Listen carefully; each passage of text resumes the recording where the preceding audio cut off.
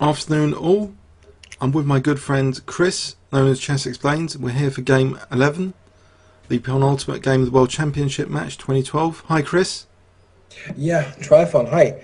We're at the next to last game, and yeah, let's see what happens. It's the last game in which Gelfand has got the white pieces, so in a way we can assume that this is his last try to maybe decide the match before it gets into the rapid playoffs. hmm So let's see if he got made some headway in this game. We have, I think, a pretty similar opening to game 9, right? So, Nimzo again. yep, D4, and then we went into a Nimzo Indian. So knight C3, allowing the knight to be pinned to the king. Yeah, this also made me lost a small bet because I I yesterday guessed that we would get a Catalan. So Ah, all right, it's just a little fun game that I play with a friend of mine, guessing the openings. At least I went the first Nimzo I got right, but the second one I thought that Gelfand would maybe vary earlier. Okay, so we got a Nimzo again, and also the E3 variation, the Rubinstein. Rubinstein, yep. Yeah, and I think the new move compared to the game before comes at move 7 or move 8. So The tension is increased again in the centre, like a previous game. yeah, now we got castles, which is identical to game 9, and now comes Anand's new setup. It's not a novelty, but it's new for this match, and I also doubt that he played it before. I didn't look it up, but considering that that Gelfand spent really lots of time on move 9, I think it was some kind of a surprise. Uh-huh. Okay, d takes c4, bishop c4, and now bishop d7. Yes, this had a lot of people questioning what the purpose of this was, because to a lot of people the more natural move might have been maybe a6 for b5 later if the bishop was going to come on this diagonal. Yeah, I think it's difficult to play for b5 in those setups because white would almost invariably play a4 at the earliest moment to prevent it. Yes. I think the idea of this move is, one idea is of course to put this bishop on c6, where it does basically quite the same things as it does on b7. So you can easily compare this to a setup with b6 and bishop b7. Mm. But in a way on c6 it's a bit different because this bishop is anchored.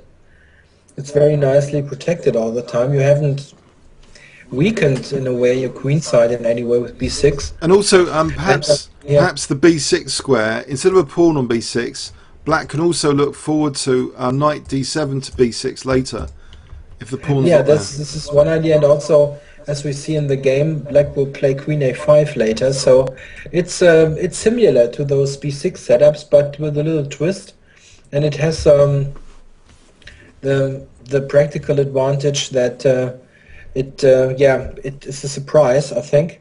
Mm. It is a known move. I think it has been played before, but certainly new to Gelfand. If you think not entirely new, like he never saw it, but it looks like he didn't have anything ready for this, because I think he almost invested close to 30 minutes now to come up with the next two moves. Yeah, I thought it might be more. And I think I was watching, so he played A3, which a lot of people were expecting.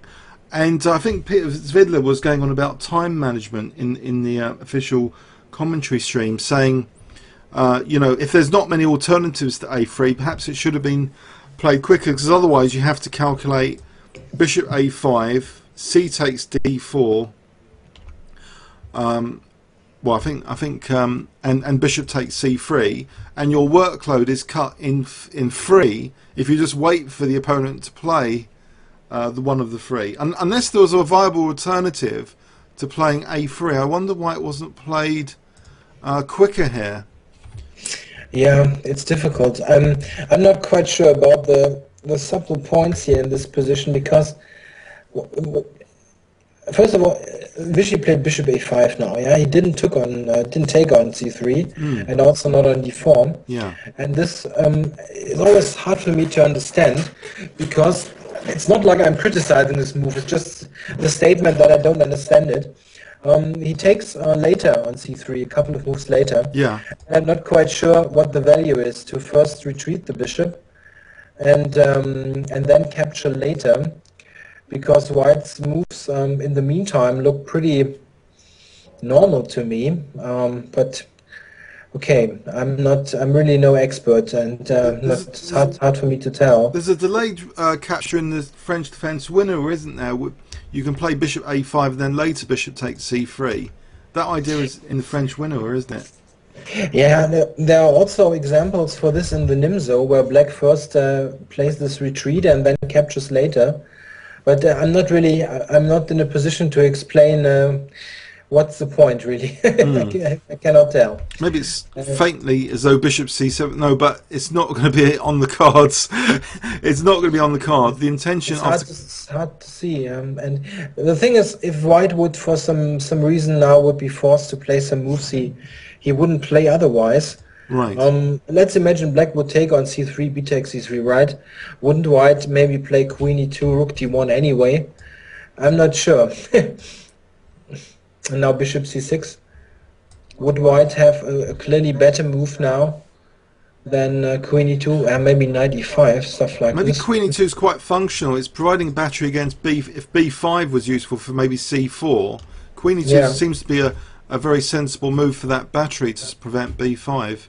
But if you would play queen e2 now and let's say knight e7, rook d1, we have exactly the game position, but Black is the move up.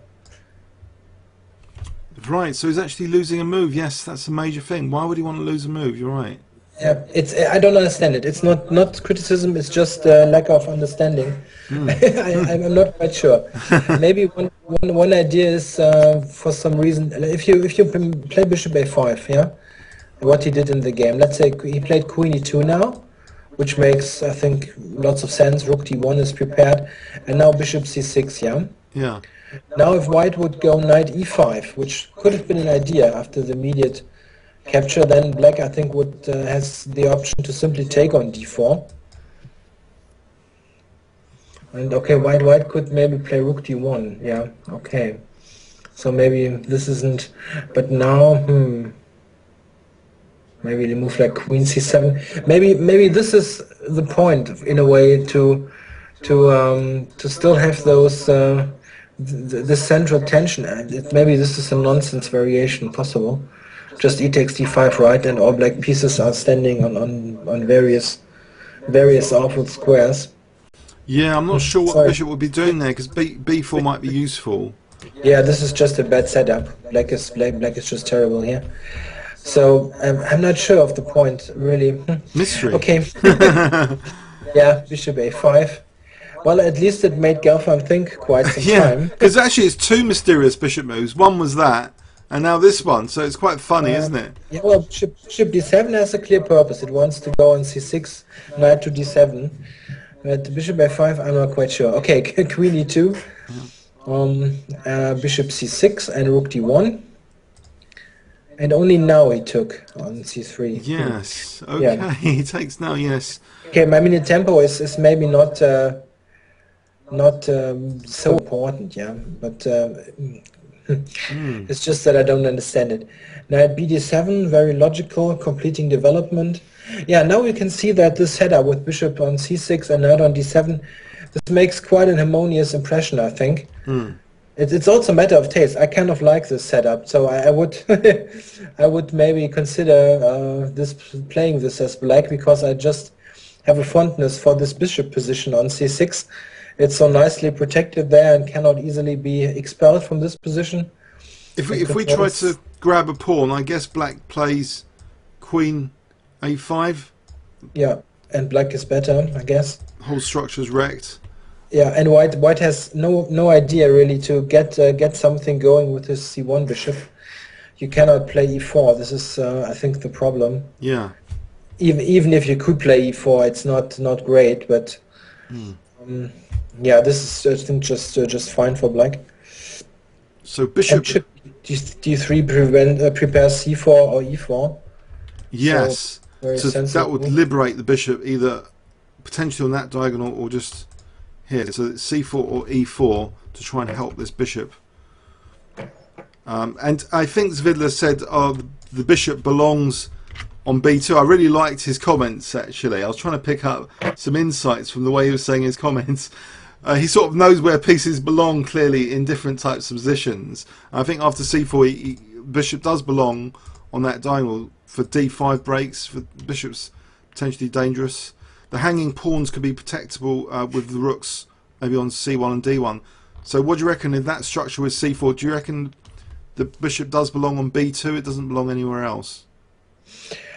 Yeah, it's maybe the diagonal where you want to put it. It's pretty similar, this kind of structure. I'm not quite sure if Zvidler mentioned this also. This is quite similar structure to a Queen's Indian with a3, this Petrosian variation. It's quite similar. Often there you have a similar structure from White's point of view, but Black, this is the difference here, has got two knights and doesn't have a dark squared bishop anymore. Otherwise it's a very similar structure, and there White also plays bishop b2, and the kind of ideal thing what you like to do is play c4 and d5, maybe as a pawn sacrifice, and then trying to use those two great bishops on b2 and d3 to attack.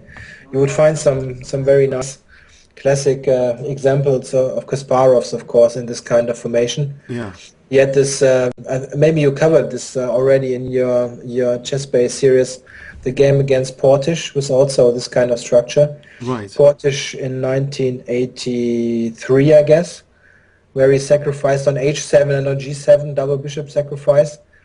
And this is kind of the model game for this structure. I think it was Lasker Boyle, wasn't it? Lasker also sacrificed bishop once like that. Yeah. It wasn't exactly the same thing, but there were two bishop sacrifices on h7 first and then on g7, and then it got to this position where White got a knight on f5, and you know when Gary's got the knight on f5, it's always mate. So, yeah. Okay. So let's get on with this game. So Queen a5.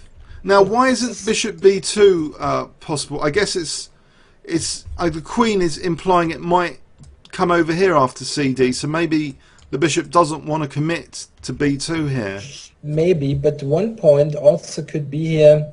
If you put it on the board, Bishop b2. One point could be that this bishop might be easily attacked soon with the knight b6, knight a4. Ooh. This could be a bit ugly.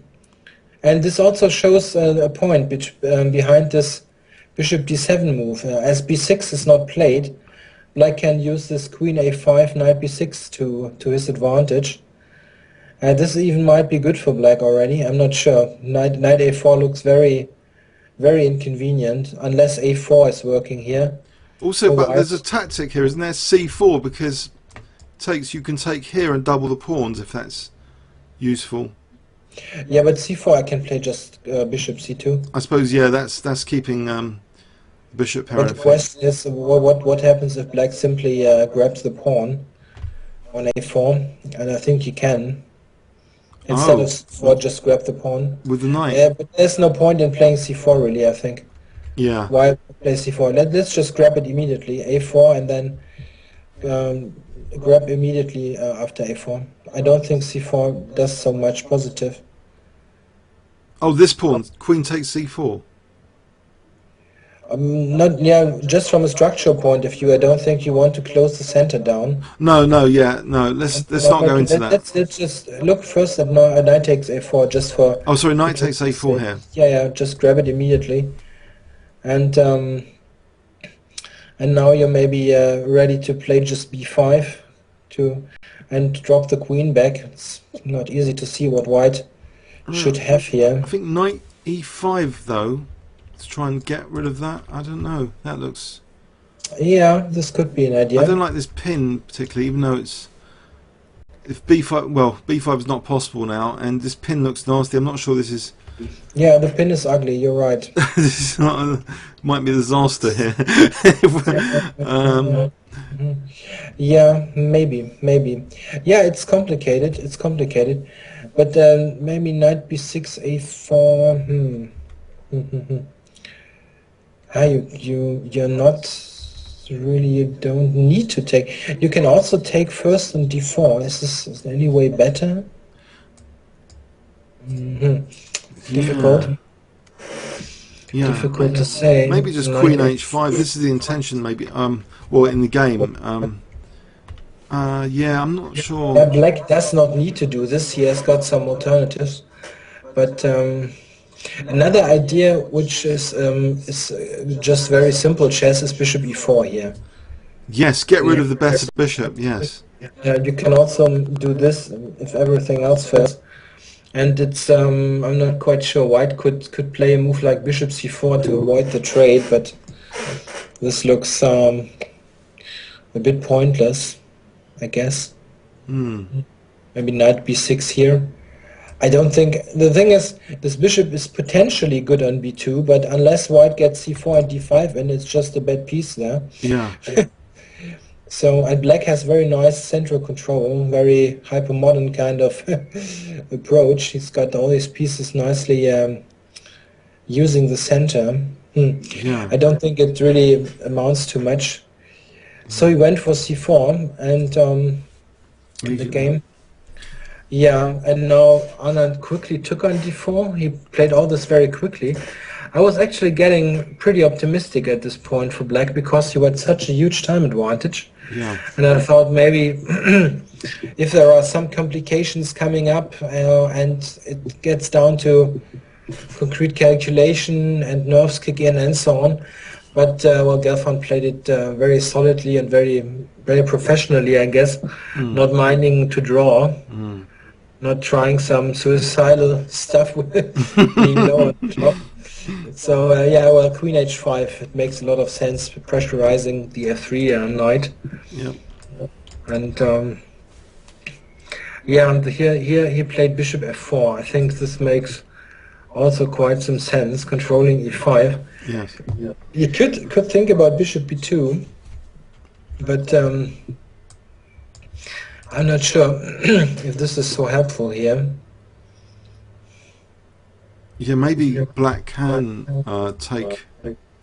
You can consider this because, well, the pawn structure is not exactly beautiful after this. And Maybe a move like knight h5 actually. Maybe.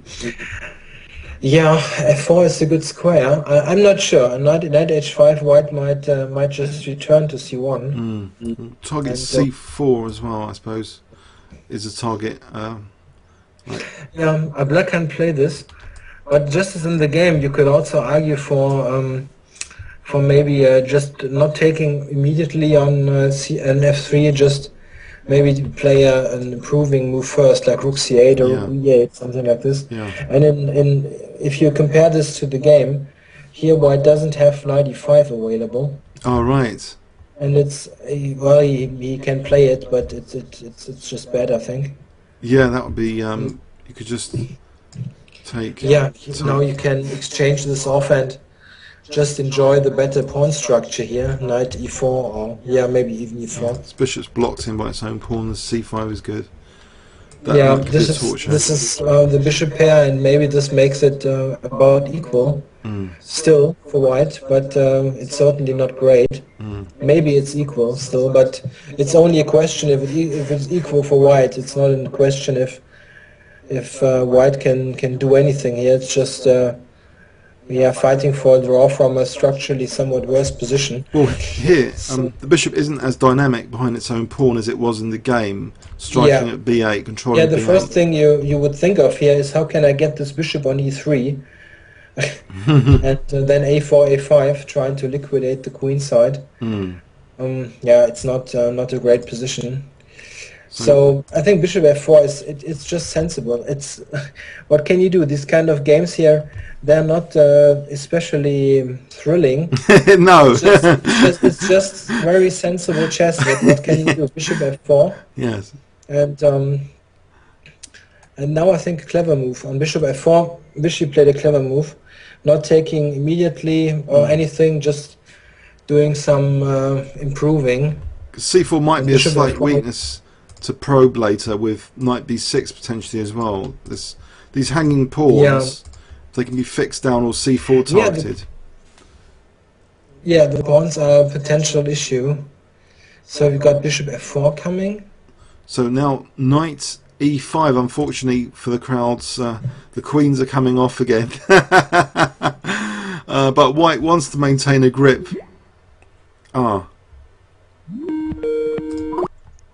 Sorry, we lost connection there. Completely, I didn't understand anything. Sorry. It's just share screen. It's not. Sorry, we cannot do anything. Okay, we're back though now. We're back now, aren't we? The volume's okay. Sorry, I was just saying knight e5. Unfortunately for the crowd, the queen exchange is on the cards now. The queens are coming off after knight e5. But what could white do instead? White is a tricky position.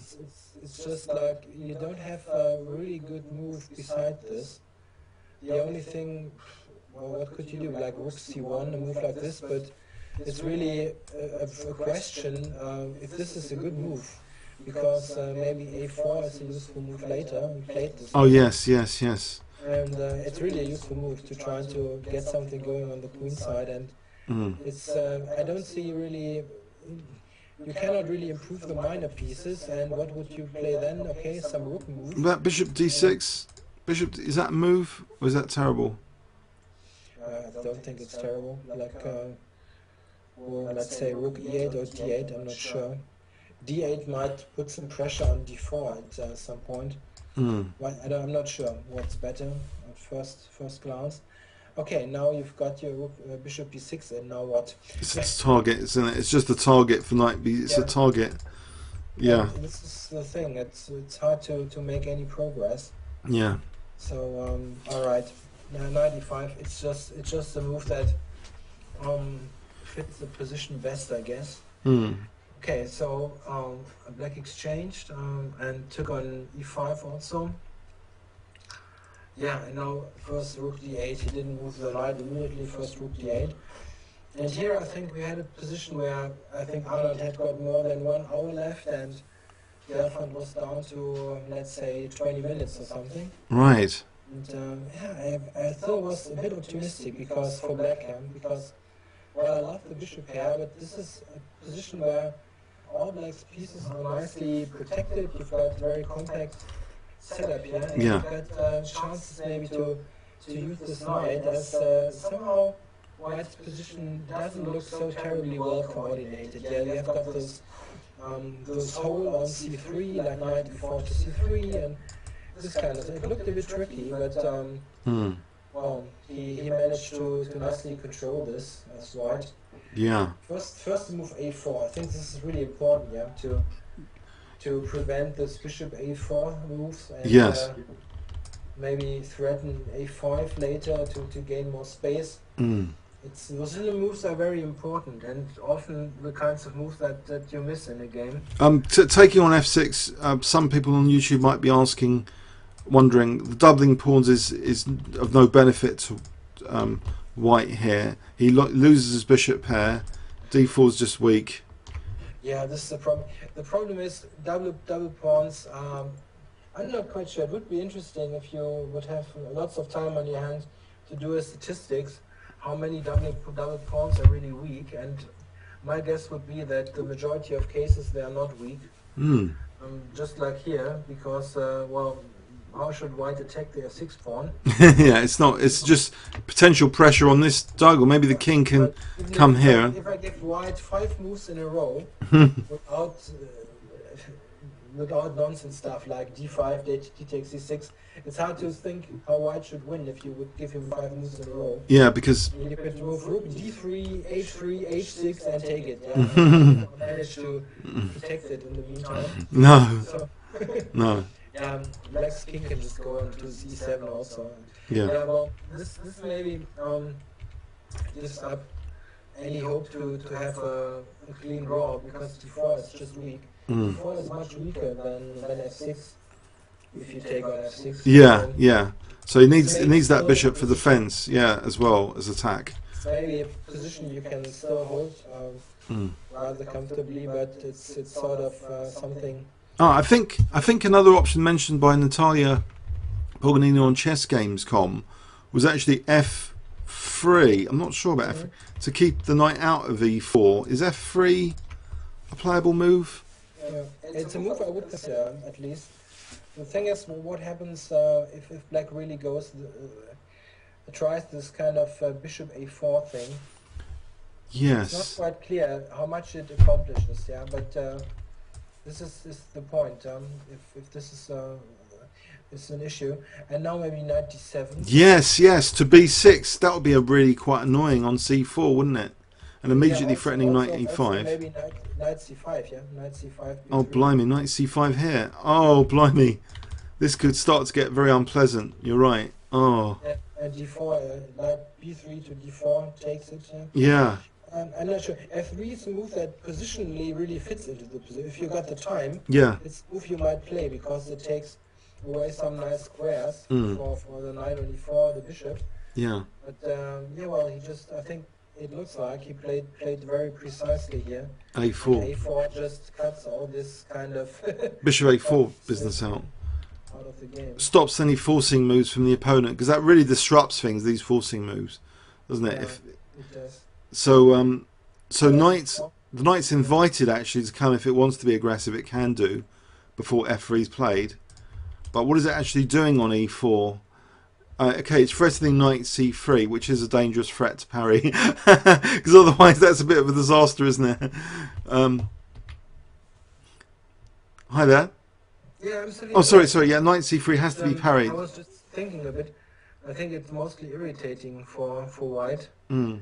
and it's not that easy to exploit. Okay, you can play F3, but it's got some square on D6 also, where it might be useful. No, I think if F3 wouldn't white collapse, knight C3. Yeah, immediately it's not. You play F6 here and then D4 drops, isn't it? Yeah, you cannot play it immediately. Mm. No. Knight C3, yeah. Knight C3, Rook D2.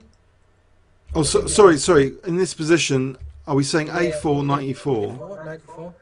F3 is really bad, I think. Yeah. Let's say F3, just a fun line. F3, Knight C3, Rook D2, F6, Bishop G3, Rook D4. Oh, there's this as well, yeah. This is also quite nice. Yeah. Yeah. To put it mildly. Yeah. Yeah, picking up the rook like that, that's nice as well. Yeah, there are some tricks. This knight is tricky. So, okay, but he played Rook D3, just covering all this. And also attacking, potentially, B7. Yeah. So, yeah, it's a good multi-purpose move. Yeah. The only issue is that it leaves C4 a bit uncovered. But this is just temporarily. Yeah, it's temporarily. So he's playing very precisely just to stay in the game. And people were saying, oh, it's drawish, but he has to play very, very precisely to stay in this game. These hanging pawns are a real problem, but he's also finding ways of attacking with Rook D3. I thought that was a really good move then, Rook D3. Yeah, it looks like the most exact way to play. And now F6. Yeah. Yeah, F6 kicking this bishop. It goes to F4, not to G3 is the other legal move. If it goes to... Yeah, really it would just get exchange and then knight bishop b4 and you... Oh. Maybe bishop b4. And then you... Ouch. This is painful as well, isn't it? Rook D2 doesn't look good for white. I'm not sure about bishop b4 really. Maybe this is not really good. You could also play Rook D6, Rook D8, and you're the only one playing for something here. Oh yeah, because black has no exploitable targets. This is really solid. Maybe even better instead of Rook D6 is A5. A5. Oh right, just fixing A4, yes. Fixing A4 and then attacking D4. And the issue is if white covers it with the Rook 2 times, then A4 would be hanging. Yes. Maybe this is the most exact move on. Yeah. It's something you would need to look at a bit more closely. But it's just playing for a loss here. Yeah. Bishop 3. Yeah. So bishop F4, keeping the bishop pair. No, bishop Now, e8, nifty looking move, as though maybe, well, as though maybe bishop g6 might be on the cards at some point. But he's keeping an eye on a4. He's putting pressure on c4 immediately. yeah, the question is how do you cover c4 now? Yeah. Now, if you play rook c1, you lose the a pawn, I guess. Yeah, you can just grab it. There's no rebound on that, is there, to a7? Maybe just b5 here.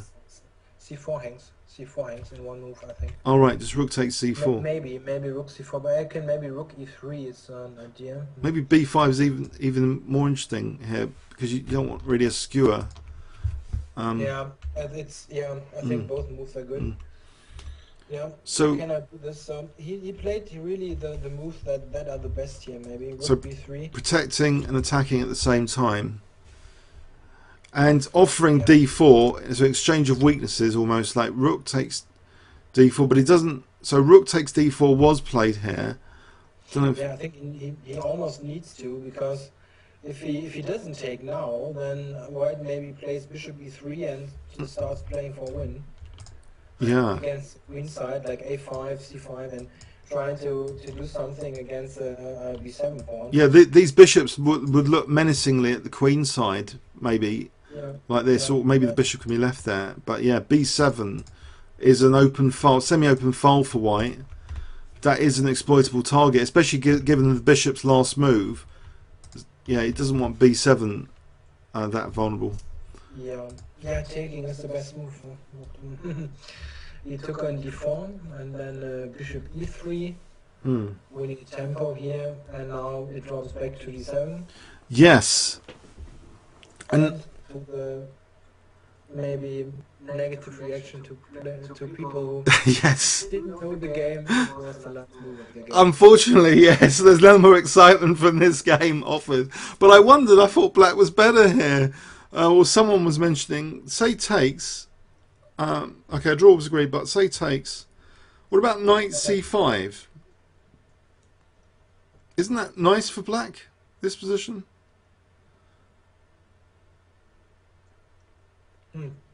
Yeah, I didn't look at this yet.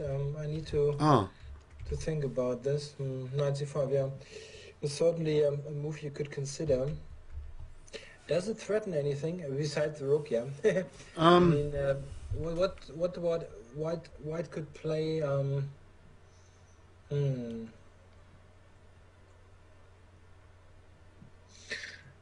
not quite sure. I don't think that black is better really, but I mean, even if I take on c5, I think I would hold this. It's not great. It's not the best move. No doubt about it. But actually, maybe a5 here looks reasonable to fix that pawn. Yeah, or just rook a to b1. How do you cover b7 now? Yeah. Well, you're always taking on a4 at the moment, anyway. After. Yeah, it's not winning for white. It's just that I'm trading all this down to nothing. Yeah, no. it's not the best line. Yeah. Yeah. Takes on c5. On I can also play rook b5, for instance, or some other move, or rook e3, rook b2, whatever. What about this? I think it's difficult to make anything out of this. b7 is still a weakness. So if rook d2, is that asking for trouble? I suppose just bishop f3 counter-attacking the knight is strong here. Yeah, maybe. Also rook e3 you could consider. I think this looks even tastier, doesn't it? Because it's keeping the pressure on b7. Okay, rook e3 as well, yeah. Oh yeah, e6 is good. Just an offhand idea. e6, yeah. Yeah. So knight c5, I could take on c5, take e6. Yeah. It's a pawn, but nothing special. So I think black instead of playing rook d2 on knight c5 looks decent at first sight, but black can just move the rook to a normal square. I'm not sure. we can't attack this Because simply Yeah, A takes and you're protecting the rook. yeah, and he takes b5, and you're making a very sad face. Yeah, no, not possible. So there's not actually a great deal black can do here. I think he would like to put the bishop back on c6 after all. So maybe move the rook on d7 somewhere. Not sure where.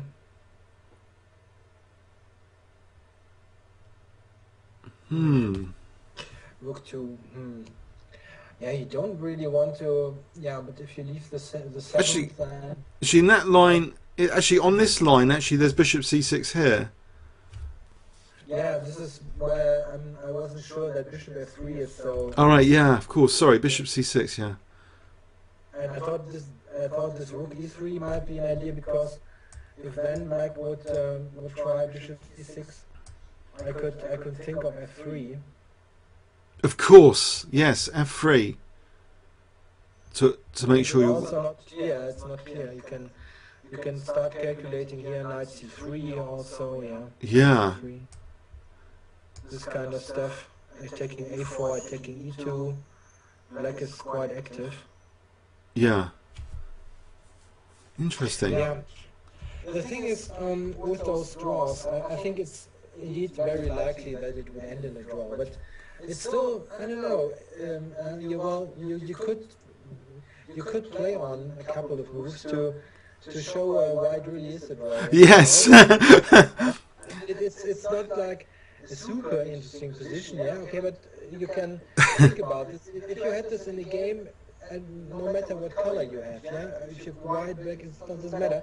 If you would have this position against a player who is, let's say, 200 points better than you, and someone tells you, this is a draw, yeah, I would agree, draw here. And you still would think, oh, I need to sweat a little bit here to actually get this draw. Yes. It would be quite interesting to see how those players see the optimal way. And if it's a draw, it's a draw, okay. But it's not like the last person in the audience understood why it's a draw, yeah.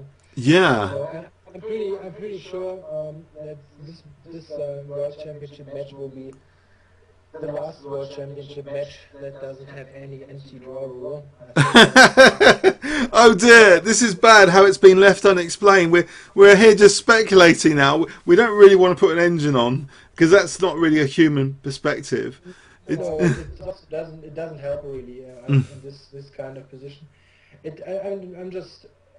It's perfectly understandable that they don't want to make a 60-move game out of this, because it's very close to the finish now. And if you think about, it's just one game left now, and after this you potentially have those nerve-wracking tiebreak. So do you really want to play 60 moves? The thing is, one thing which really indicates that there is nothing is that Vichy offered the draw with, 40 minutes more on the clock. He had, 50 minutes, and Gelfand had 10 minutes. It was 10 minutes for 15 moves. It's not like super comfortable, and he still offered the draw.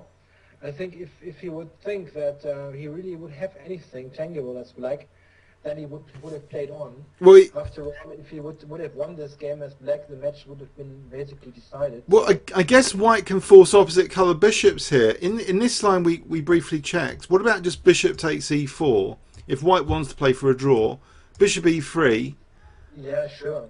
And and then it's difficult, isn't it? You can maybe play c5, opposite colour bishops. In this complete position, c4 can be taken, but you can just take it immediately. Oh, in this position? Sorry, it was on d2. Sorry, I saw the rook one. Oh, sorry, yeah, I've just played bishop e3. Yeah, okay, this is dead. Yeah. And now c5, so you've got the opposite colour bishops. Maybe this is dead draw, if white wants a draw. Yeah, this is dead, yeah. Especially as white will get in almost certainly a6, yeah, a5, a6, and otherwise black might be tempted to play on if you would have a complete blockade here. Yeah, well, it's a draw and maybe really a fair result there. Yeah. So, what can you do? All right. So, should we quickly do an overview, quick overview of this game? Yep. So another Rubinstein Nimzo Indian with a surprising looking, well, to quite a lot of the audience, Bishop D7, which did have the effect of causing Boris to spend a long time in deep thought here to come up with A3, which Peter Svidler thought could have been played quicker to cut down his workload by an order of 3 times. If he just waits for the opponent's move here, then starts calculating. But no, he spent a long time on A3, but all of White's moves seem quite precise after, in any case. So C4 instead of Bishop B2, and here precise Bishop F4, clamping down on the dark squares. So we had an exchange of queens where it seems the hanging pawns of White were compensated here by White's potential pressure on B7, holding things in the balance here. This rook swinging cross to probe B7, and now swapping literally D4 for B7 potentially, but no, also now after Bishop E3 the option of just taking on A7, and here a draw was agreed. Okay, so it's not the sort of game we'd go out of our way to cover on our YouTube channels, but a solid high-class draw. Okay, so Chris, anything else? Otherwise, should we wrap it up there and wait for the final game tomorrow, yeah? Yeah, I got a little one. It's not tomorrow, it's on Monday. Oh, Monday, sorry, Monday. Yeah, this is what I actually wanted to mention, because the final game will be on Monday. There will be a rest day before this, so I think it makes sense so that both players get a rest day before their last White game. So tomorrow is off. You can enjoy the weather if you're in Europe. It's very, very warm.